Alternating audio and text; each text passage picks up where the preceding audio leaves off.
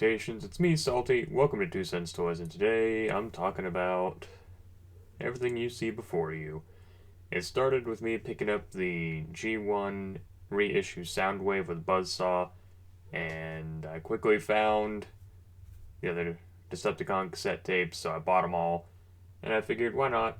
I'll just knock it out, one big review, do Soundwave and Buzzsaw, and then just do these as well, instead of breaking it up into multiple videos.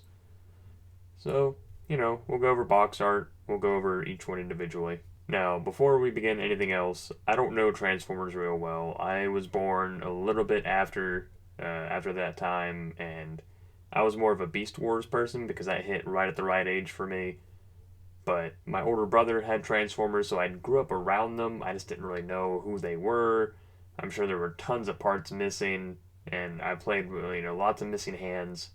But I played with my brother's hand-me-downs anyway. Enough about all that. Let's start talking about these cards. Starting with Ravage and Rumble, which I know there's a lot of back and forth about who's actually called Rumble, who's actually called Frenzy, but for the purpose of this review, the red one will be Rumble, just because it's how he's marketed on the packaging.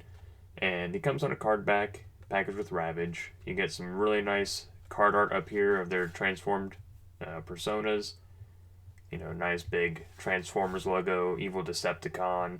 I really like the old school Hasbro logos down here in the corner. On the back, you get the instructions on how to transform each one. You get their statistics here on the side. You get, their function for saboteur, demolitions. You get little quotes from them, kind of their personality descriptions and read-ups.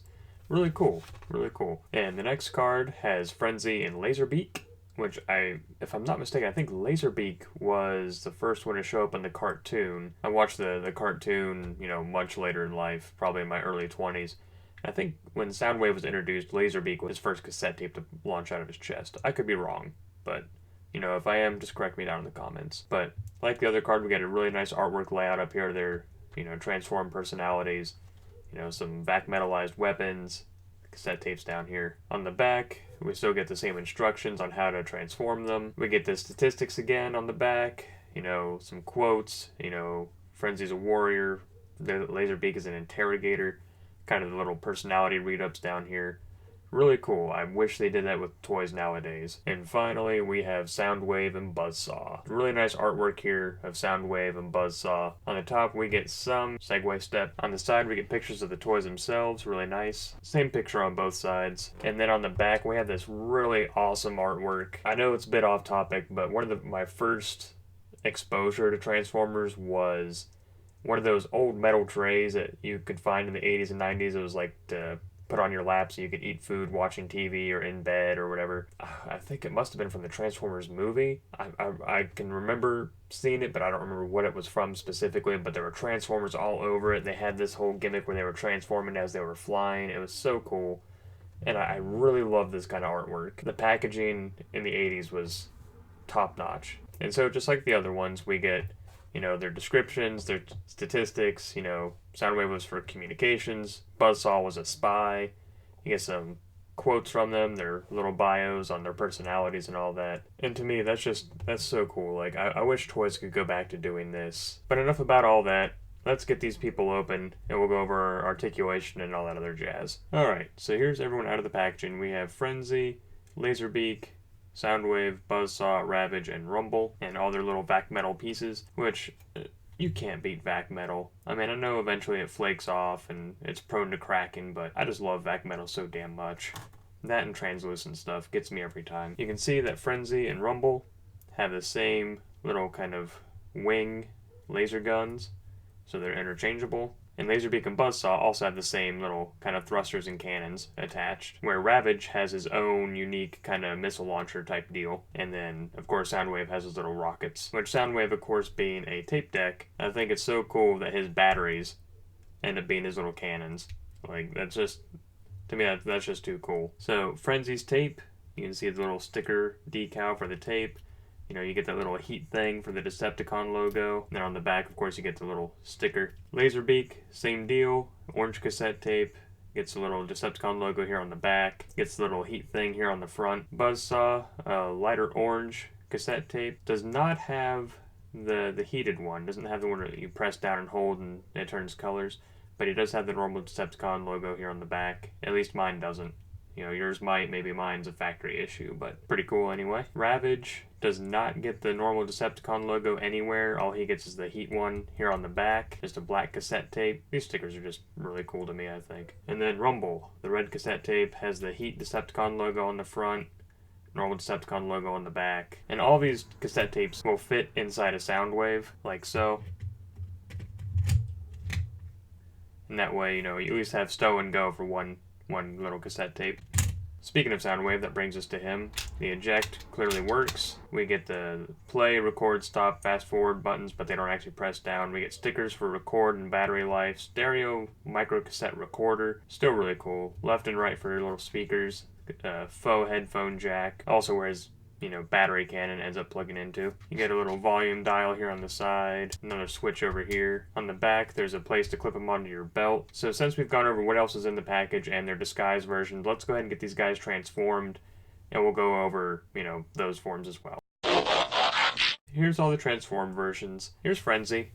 His head works on a spring. Mine feels incredibly loose, like it could fall off any second. These cannons are meant to, you know, using these brackets are meant to fit over the forearms. I'm not going to do that. I sat here and tried to do it, and these started to kind of bend on me, and given that they're a more fragile plastic, I feel like they might snap.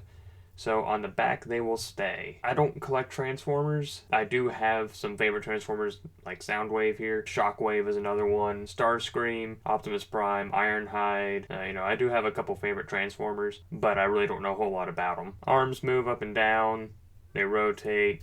Hinge, actually technically a double jointed elbow at the elbow. No articulation at the wrist. There's a hinge down here at the thigh. It rotates. Technically we have a single jointed knee. No articulation at the feet other than to hide them and transform them. It feels like it came out of the 80s. It's a very thin plastic. It's got these stickers that you know are going to peel and fall off. You know, the thin plastic, the sticker, and you know, this is modern manufacturing, so I can only imagine if it came straight from, I think, what was it, 82, 83, 84 time frame when these guys were hitting the scene. Handling this figure is exactly why I'm not going to delve into collecting Generation 1 Transformers or really collect them at all. I'm fine with just this one. I can only imagine how fragile it must be now. Laserbeak, you know, has wings that articulate, a head that moves up and down. He's got his little landing gear feet here, his cannons on the back. A little bit more sturdy than Frenzy and Rumble, I think. My Buzzsaw is a little messed up. Like, I can't pull his head all the way out. It seems like the track is a little uneven inside, so his head is always going to be lopsided to one direction or the other. So, that is what it is. But same articulation as Laserbeak. You know, wings move in and out. Landing gear on the feet, got his little cannons up here. I do like the design of the birds. I kind of sound dismissive talking about them, but still, it blows me away every time I see these things transform. I know that that's the gimmick, that's the point, but it's still really cool. Ravage, all transformed, rockets attached to his hips. He's very thin and tends to, you know, want to fall over to one side or the other, but as long as you have his feet secure, he's not going anywhere. But articulation in the legs, they just move forward and back, hinges at the foot, and I guess that would, what is that called? It's not a knee. I forget what elephants and animals have. It's not knees, it's a different kind of joint. I'd have to look it up. But they essentially have, well, they have 2 knees and 2 elbows. I just don't remember what that joint is called in the animal kingdom. But feel free to look it up if you want to learn a little interesting fact about animals. And then on Rumble, he has the same articulation as Frenzy. Same situation. These brackets feel really kind of thin, and I don't want to snap them, put it on his forearms here, so they're going to stay on the back, and he looks kind of cool that way anyway. Alright, now it's time to talk about the main event, Soundwave. So one of his batteries up here is kind of like a shoulder mounted cannon. It doesn't extend or anything like that, it just, you know, has an open to look like a cannon. The head has a swivel, and that ejector loves to just pop open on its own. Anytime you really move too much of anything, it's kind of strange. Shoulders, swivel 360. Technically, the shoulder does go back. Elbows can hyperextend the other direction, otherwise they come up at a 90. Only articulation in the wrist is to go back inside to transform it, otherwise there's nothing. Nothing in the waist or chest. It looks like the hips should hinge up forward, but they don't. As you can see, if I put any kind of stress on it, this hip starts to split. The thigh does swivel, but really only to transform it back. The knees don't go back, but they hyperextend extend the other direction. And technically there's an ankle pivot, but it's more like the foot just hides up in there when you're not using it. But yeah, it's a G1 transformer, or at least the mold is, so it's not going to be hyper articulated like some of the new stuff. It's meant to look old. Unfortunately, it also kind of feels old.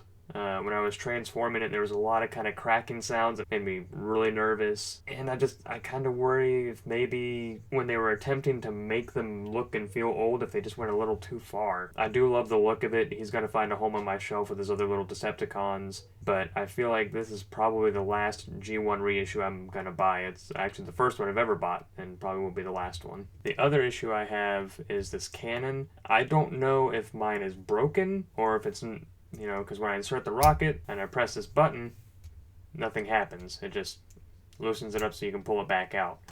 I don't know if they took away the firing feature because of safety regulations currently, or if maybe mine's just broken. I don't know, maybe I see a screw here, so maybe I'll take it apart later, try to figure out what's going on inside of there. Or, I can always look up online and save myself the trouble and see if maybe mine's just broken. Anyway, if you like this video, then like, comment, share, and subscribe. If you didn't, let me know why down in the comments. We'll have a discussion about it. Also, who was your favorite Transformer or Decepticon? I listed a few of mine, and I'd be really interested to hear some of yours, because it's always, whenever someone has a favorite character or a favorite Transformer, it's always interesting to hear why, because not everyone can like Optimus the most. Some, I like Soundwave a lot just because he had that tape deck feature. The one on my brother's didn't really work all that well, but I still liked it nonetheless. Anyway, that's all I got for you. So until next time, thanks for stopping by. I'm Salty, signing off.